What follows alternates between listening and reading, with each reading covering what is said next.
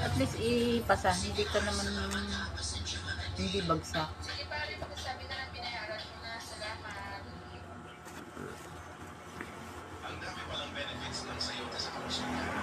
Kailan ba ang bakasyon nyo?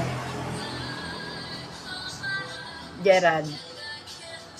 Bakasyon na kayo ngayong week na tong sunod. Mm.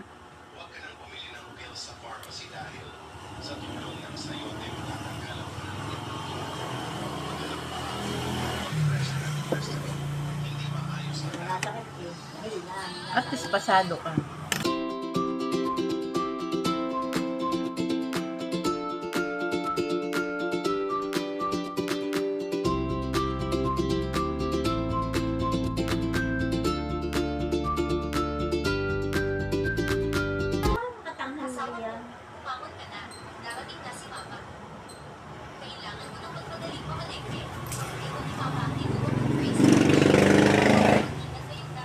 Naaluwas pa rin sa lalagyan.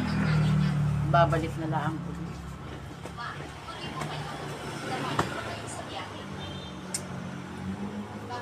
Bukas makapaglaba.